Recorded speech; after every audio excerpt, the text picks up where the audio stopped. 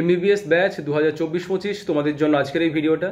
তো আগের ভিডিওতে দেখো এই ক্যালেন্ডারে আমি তোমাদের আলোচনা করেছিলাম এবং বলেছিলাম যে 14 তারিখ থেকে কিন্তু তোমাদের ক্লাস শুরু হতে পারে অ্যাকর্ডিং টু এনএমসি রুল। এবং তারপরে যদি দেখি এনএমসি কিন্তু ওই যে অর্ডারটা সেটা উইথড্র করেছে। এবং এখানে এটা ভাবার দরকার নেই যে নেক্সট এক্সাম হবে না, নেক্সট এক্সাম কিন্তু হবেই। এবং অর্ডারটা উইথড্র করেছে ডিউ টু দ্য সেখানে ওই ফরেন্সিক মেডিসিন সাবজেক্টে কিছু টপিক এবং সিলেবাস রিলেটেড ইস্যু ছিল, সেই কারণে সেটা উইথড্র করা হয়েছে। এবং আবার ওই নোটিশটা আবার সেই অর্ডারটাই আবার দেওয়া হবে, এবং সেক্ষেত্রে আমার মনে হয় না যে এক্সাম শিডিউলের বা নেক্সট এক্সামের কিছু চেঞ্জ হবে। তো আজকে আমি যেটা ইনফরমেশন পেলাম সেটা তোমাদের একটু বলে রাখি। আমি আগে বলেছিলাম যে 14 তারিখ থেকে ক্লাস হতে পারে, বাট ক্লাস কিন্তু আরও আগে হতে পারে। তো প্রথম কথা, তার আগে একটা অবশ্যই কথা বলে রাখবো যে কমেন্ট সেকশনে একজন কমেন্ট করেছে যে আমি নাকি অনেক ভুল ইনফরমেশন দিচ্ছি, তোমাদের মিসগাইড করার চেষ্টা করছি। তো প্রথম কথা একটা বলে রাখি যে আমি ন্যাশনাল মেডিকেল কলেজের একজন টিচিং ফ্যাকাল্টি। আমার একটা দায়িত্ব রয়েছে আমার স্টুডেন্টদেরকে সঠিক ইনফরমেশন দেওয়ার। আমার স্টুডেন্টরা আমাকেও যেমনটা শ্রদ্ধা করে ঠিক আমিও ততটাই দায়বদ্ধ আমার স্টুডেন্টদেরকে সঠিক ইনফরমেশন দেওয়ার। তো তোমার যদি ভালো না লাগে তুমি চ্যানেলটা আনসাবস্ক্রাইব করে দিতে পারো, বাট আমার মনে হয় এই চ্যানেলটাতে আমার স্টুডেন্টদের উপকারী হয়। ওকে, তো চলো আজ যেটা আমি ইনফরমেশন পেলাম, হ্যাঁ, যে ইনফরমেশনগুলো আমি শেয়ার করি সেটার অবশ্যই আমার কাছে প্রুফ থাকে, এবং যেগুলো সম্বন্ধে আমি একটা আইডিয়া করে বলি সেটা আমার ডিপার্টমেন্টে হোক বা আমার কলেজে, সেটা ডিন হোক, প্রিন্সিপাল হোক বা এইচওডি বা স্টুডেন্ট সেকশনের যে আদার যারা রয়েছেন তাদের সাথে আমি ডিসকাস করেই এই জিনিসগুলো একটা অ্যাপ্রক্স আমি ডেট তোমাদের কিন্তু বলার চেষ্টা করি। তো চলো, তোমাদের আজকে যেটা ইনফরমেশন পেলাম, তোমাদের কিন্তু অক্টোবরের 1 তারিখ থেকে ক্লাস শুরু হতে পারে। ওকে, তাহলে সেভাবে রেডি থাকবে। এই কারণেই বলছি, কারণ দেখো যখনই ক্লাস শুরু হবে, বিশেষ করে যারা কলকাতার কলেজে বা যারা বাইরের কলেজে যারা অ্যাডমিশন নেবে, যারা বাড়ি থেকে অনেক দূরে থাকবে, তো তাদের তো একটা প্রিপারেশনের দরকার থেকে হঠাৎ করে যদি কাল এনএমসি তোমাদের নোটিশ দিয়ে বলে দেয় যে আগামীকাল থেকে আগামীকাল থেকে ধরো ক্লাস শুরু হবে, তো সেক্ষেত্রে তো পসিবল নয় ওই কম সময়ের মধ্যে সব কিছু অ্যাডজাস্ট করে নেওয়া। তাই 14 তারিখ যেহেতু বলেছিলাম, 14 তারিখে হয়তো অনেকে ধরে রেখেছিলে, বাট আমার কাছে যে ইনফরমেশনটা এলো সেটা হচ্ছে অক্টোবরের 1 তারিখ থেকে কিন্তু তোমাদের ক্লাস শুরু হতে পারে। তো সেইভাবেই তোমরা প্রস্তুতি নিয়ে নাও। আর কলেজে হোস্টেল সব কলেজে পাওয়া যায় না, আবার অনেক কলেজে হোস্টেল নিয়ে নিতে হয় বা পাওয়া যায়। তো হোস্টেল রিলেটেড অনেক কলেজে বিভিন্ন ইস্যু রয়েছে, সেই হোস্টেলে থাকা ভালো কি ভালো নয় সেটা নিয়ে আমি অন্য একটা ভিডিওতে আলোচনা করব। বাট আপাতত জেনে রাখো 1 তারিখ থেকে তোমাদের ক্লাস শুরু হবে, এবং 2 তারিখ তো হলিডে রয়েছে। এই উইকটাতে কিন্তু তোমাদের ক্লাস হবে। এবং তারপরে দেখো এই যে রেড ক্যালেন্ডার এর এই যে এই উইকটা তোমরা দেখতে পাচ্ছ, এই উইকে কিন্তু এমনিতে তো হলিডে থাকে। এখন প্রশ্ন হচ্ছে, যেহেতু ডক্টরদের একটা স্ট্রাইক চলছে, এবং সেক্ষেত্রে এই উইকটা কিন্তু ছুটি নাও থাকতে পারে, বা এই উইকটাতেও ছুটি নাও থাকতে পারে। তো সেক্ষেত্রে তোমাদের যদি ক্লাস হয়, সেটা ডিপেন্ড করছে, সেটা আগে তো কলেজ অ্যাডমিশন নাও, ক্লাস শুরু হোক, তারপর তোমরা বুঝতে পারবে। তো আমি যেটা বলতে চাইছি, প্রথম 7 থেকে 10 দিন তোমাদের কি ক্লাস হবে। প্রথম এই 7 থেকে 10 দিন কিন্তু তোমাদের সিলেবাস রিলেটেড ক্লাস হবে না। তোমাদের সিলেবাস বলতে অ্যানাটমি, ফিজিওলজি, বায়োকেমিস্ট্রি। সেখানে প্রথম 7 থেকে 10 দিন যেটা হয় ফাউন্ডেশন ক্লাস হয়। ফাউন্ডেশনে কি পড়ানো হয়? ফাউন্ডেশনে ধরো তোমাদের ফার্স্ট এড পড়ানো হয়, স্পোর্টস রিলেটেড কিছু টপিক থাকে সেগুলো পড়ানো হয়, বেসিক লাইফ সাপোর্ট সম্বন্ধে পড়ানো হয়, ডক্টর পেশেন্ট রিলেশনশিপ এই সম্বন্ধে তোমাদের পড়ানো হয়। কিন্তু এই ফাউন্ডেশন এই সিলেবাসগুলো থেকে কিন্তু তোমাদের এক্সামিনেশনে কোনো প্রশ্ন আসে না। হ্যাঁ, ডক্টর পেশেন্ট রিলেশনশিপ বা এথিক্স থেকে একটা প্রশ্ন আসে, একটা শর্ট নোট আসে, বা আদার যেগুলো পড়ানো হয় সেগুলো থেকে কিন্তু প্রশ্ন আসে না। But foundation class is must, you have to attend. কারণ এনএমসির মনে হয়েছে যে তোমরা স্কুল লাইফের গণ্ডি ছাড়াটার নতুন একটা কেরিয়ার তৈরি করতে এসেছো, নতুন একটা পথে এসেছো, তো সেক্ষেত্রে তাদের মনে হয়েছে যে ফাউন্ডেশন ক্লাস করাটা দরকার, এবং অবশ্যই এটা করতে হবে কারণ এখানে অ্যাটেন্ডেন্স মাস্ট থাকে। তো এবারে ধরে নিচ্ছি ফাউন্ডেশন ক্লাসটা কবে হবে। প্রশ্ন হচ্ছে 7 থেকে 10 দিন। তো আমি যদি ধরে নিই এক্ষেত্রে এই উইকটাতে তো হবেই ডেফিনেটলি। এই উইকটা যদি ছুটি থাকে তাহলে এই উইকটাতে ফাউন্ডেশন ক্লাস হবে, এবং তোমাদের তাহলে মেন ক্লাস শুরু হতে কিন্তু এই একেবারে লাস্ট উইক, এই উইকটা শুরু হয়ে যাবে তোমাদের সাবজেক্ট রিলেটেড ক্লাস। বুঝতে পেরেছো? তাহলে তোমরা সেভাবে রেডি থাকো 1 অক্টোবর যদি ক্লাস শুরু হয়। এবং অবশ্যই মনে রাখতে হবে ফাউন্ডেশন যদি শুরু হয়ে যায় ক্লাস, ফাউন্ডেশন তো যেরকম কলেজ টাইমে হবে, বাট আদার সময় কিন্তু তোমরা তোমাদের সাবজেক্ট রিলেটেড যে টপিকগুলো আছে সেগুলো কিন্তু পড়তে শুরু করে দাও। আমার মনে হয় তোমরা অলরেডি ফিজিওলজি বুক কিনে ফেলেছো, যদি না কেনো তাহলে কিন্তু তোমরা পিছিয়ে গেছো। এবং অলরেডি কী টপিক পড়তে হবে সেটাও আমি আলোচনা করেছি। তো একজন প্রশ্ন করেছিল যে কী কী কিনতে হবে। দেখো বোন সেট তোমাদের কিনতে হয়, বাট এই মুহূর্তে কেনার দরকার না, আগে কলেজে যাও, ঠিক আছে, তারপরে আমি সেখানে বলে দেবো কী করতে হবে। আমার কলেজে যারা আসবে তাদেরকে তো ডেফিনেটলি আমি লেকচার ক্লাসে পাবো বা অন্যান্য টাইমে ডিপার্টমেন্টে আমি থাকবো, তো ডেফিনেটলি আমি তোমাদের বলে দেবো। স্টেথোস্কোপ এই মুহূর্তে কেনার দরকার নেই, ফার্স্ট সেমিস্টার চলে যাক, ফার্স্ট সেমিস্টারের পরে যখন তোমাদের সেকেন্ড সেম শুরু হবে তখন হিউম্যান প্র্যাকটিক্যালে তোমাদের স্টেথোস্কোপ, স্পিগমোম্যানোমিটার এবং আর কী কী লাগে সেটা আমি বলে দেবো। অ্যাপ্রন অবশ্যই কিনতে হবে, কলেজে যাও দেখবে সবাই অ্যাপ্রন কিনছে এবং তোমাদেরও কিনতে হবে। এই তিনটে বেসিক জিনিস বললাম। এরপর হচ্ছে তোমাদের কিছু কমেন্ট ছিল বা কিছু জানতে চেয়েছিলে, সেই কমেন্টগুলো নিয়ে আমি তার কয়েকটা প্রশ্নের অ্যান্সার দেবো। তো অর্চিতা মুখার্জি বলছিল, স্যার আমি ফিজিওলজিতে ডিপি না পড়ে, মানে দেবাশিস প্রামাণিকের বুক না পড়ে একেজেন্টটা কিনতে পারি, ভালো লাগলো বুকটা। দেখো প্রথম কথা, তুমি যদি আমাদের কলেজে, মানে তুমি যদি আমাদের ইউনিভার্সিটিতে অ্যাডমিশন নিচ্ছ, West Bengal university of health science, তাহলে বলবো একেজেন্টটা না পড়াই ভালো। একেজেন্ট আদার যে ইউনিভার্সিটি রয়েছে, আদার যে কলেজগুলো রয়েছে অন্যান্য স্টেটে, সেখানে কিন্তু একেজেন্টটা ফলো করা হয়, বেশিরভাগ স্টুডেন্ট একেজেন্ট পড়ে। আমাদের এখানে কিন্তু সবাই নয়, আমি একটা সার্ভে করেছিলাম, আমি স্টুডেন্টদের, আমার ক্লাসে যতজন আছে 250 জন স্টুডেন্ট, তাদের একটা সার্ভে করেছিলাম। তো সেই পোলিংয়ে আমি দেখেছিলাম যে 90% স্টুডেন্ট কিন্তু ডিপি পড়ে, অর্থাৎ দেবাশিস প্রামাণিকের বই পড়ে।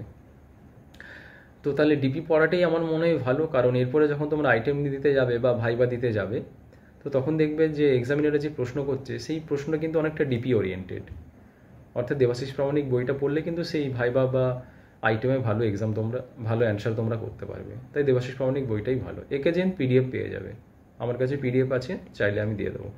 ওকে, তাহলে এটা তুমি অ্যান্সারটা পেয়ে গেছো অর্চিতা মুখার্জি। নেক্সট একটা প্রশ্ন ছিল রকি ঘোষ, স্যার সিএনএমসিতে এবার আপনার ক্লাস করবো, ও মনে হয় আমার কোনো একটা শর্ট ভিডিও দেখে কমেন্ট করেছে। Okay, definitely I am also waiting for you. Ratan টাটাজির একটা প্রশ্ন ছিল, স্যার আমি সিএনএমসিতে অ্যাডমিশন নিলাম 2024-এ, আপনার ভিডিও দেখে আপনার ক্লাসগুলো অনেক হেল্পফুল, তো থ্যাংক ইউ তার জন্য। আর আপনার সাথে দেখা করতে চাই, ডেফিনেটলি দেখা তো হবেই আমার কলেজে এলে। আর একটা প্রশ্ন ছিল যে কিন্তু স্যার আপনার ক্লাসগুলো শুধু করলেই হবে নাকি কিভাবে নোটস বানাবো কলেজে ক্লাস শুরু হওয়া অবধি? হ্যাঁ, প্রথম কথা দেখো, প্র্যাকটিক্যালের যা কিছু ভিডিও রয়েছে সেটা কিন্তু কমপ্লিট আমি করে ফেলেছি, হেমাটোলজি প্র্যাকটিক্যালের। হিউম্যান প্র্যাকটিক্যালের কিছুটা বাকি আছে, সেটা কিছুদিনের মধ্যেই করে দেবো। তো প্র্যাকটিক্যালটা অ্যাটলিস্ট এখন পড়া শুরু করে দাও। আর থিওরি ওরিয়েন্টেড আমি করার চেষ্টা করছি কিন্তু সময় পাচ্ছি না। থিওরি কিছু কিছু দিয়েছি, সেগুলো একটু দেখে নাও, বুঝতে পেরেছো? কিন্তু আমি টপিকটা তো বলে দিয়েছি, বেস্ট ওই টপিকগুলো দেখে নাও এবং নিজের মতো করে টেক্সট বুকটা আগে পড়া অভ্যেস করো, বুঝতে পেরেছো? টেক্সট বুক পড়া অভ্যেস করো। টেক্সট বুকে ধরো যেটা বুঝতে পারলে না সেটা তুমি ইউটিউবে সার্চ করে নিলে, বুঝতে পেরেছো? ওকে। তো তারপরে সুলতান হোসেনের একটা কমেন্ট ছিল, এটা খুব দরকার ছিল, অনেকে পার্টি পলিটিক্স করে ডক্টর ডিগ্রি পেয়ে যাচ্ছিল না পড়াশোনা করে, মানে নেক্সট এক্সামের কথা বলছে। তার মনে হয়েছে যে নেক্সট এক্সাম ডেফিনেটলি খুব ভালো হয়েছে, কারণ অনেকে স্টুডেন্ট নাকি আছে যারা কিন্তু পলিটিক্স করেই নাকি অনার্স পেয়ে যাচ্ছে এবং এমবিবিএস ডিগ্রি পেয়ে যাচ্ছে। দেখো তুমি হয়তো কথাটা মিথ্যে বলছো না, কারণ এখনকার যা পরিস্থিতি, যেসব তথ্য উঠে আসছে সেটা তোমরা ভালোভাবেই বুঝতে পারছো সিচুয়েশনটা কি।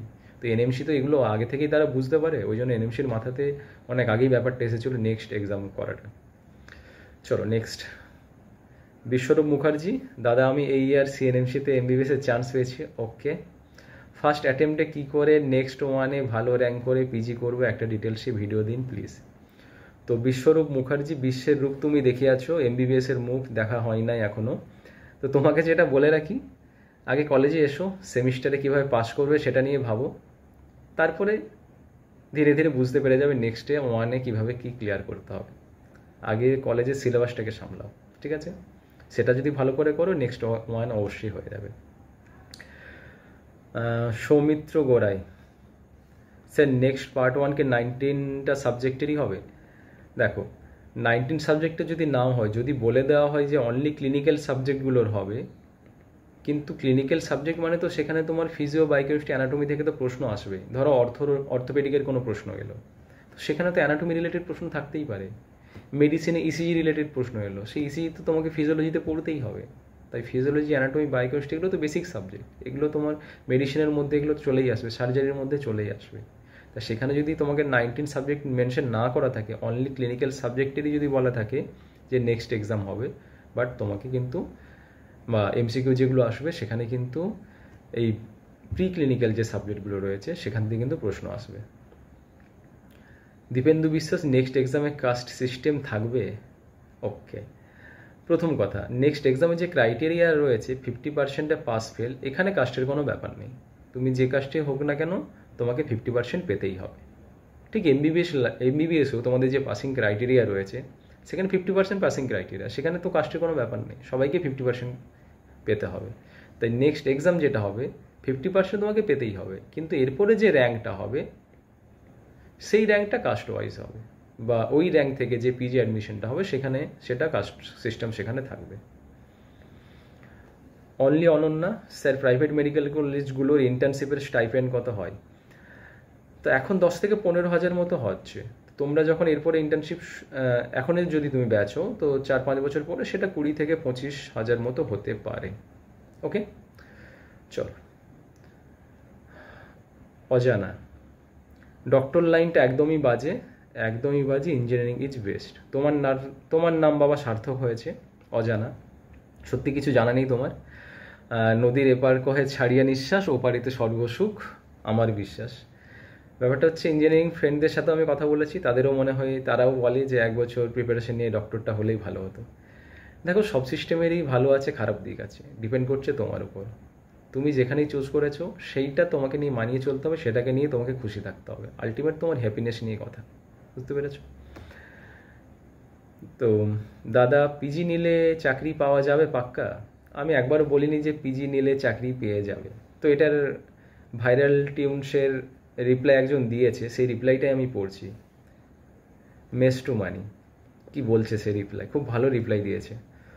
কোনো গ্যারেন্টি নেই, তোমার মতো অনেকেই পিজি করবে কিন্তু সেই হারে নতুন হসপিটালটা খুলছে না, তাহলে সবাইকে কি করে চাকরি দেবে? এটা আমি এমনি বলছি না, আমার একটা ফ্রেন্ডের দাদা পিজি করছে, ও বলছে। তাছাড়াও বেশ কিছু ইউটিউব চ্যানেলও বলছে অনেক কষ্ট করে পেতে পারো চাকরি, বাট সেটা প্রাইভেট হসপিটালে হবে, গভর্নমেন্টে নয়। তাহলে সেই চাকরি স্টেবল হবে কিনা সেটা নিয়ে একটা সন্দেহ থেকেই যাবে, কারণ প্রাইভেট হসপিটাল ইচ্ছে করলে তোমাকে যে কোনো টাইমে বের করতে পারে চাকরি থেকে। Life is hard. কিছুটা সত্যি কথা বলেছো, কিছুটা হয়তো তথ্য এখনো সবটা দাওনি। আমি এটা নিয়ে অন্য কোনো একদিন ভিডিও বানাবো। ওকে, তাহলে পিজি পেলেই যে চাকরি হবে এটা কিন্তু গ্যারেন্টি নয়, এই ব্যাপারটা তোমরা বুঝতে পারছো। পড়াশুনো করেছি, গাড়ি চাপা মরে সে।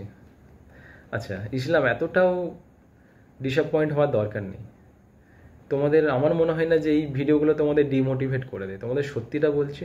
কারণ সত্যিটা জেনে তোমরা যদি এগোও তাহলে কি হবে, তোমরা আরও পড়াশুনো ভালো করতে পারবে।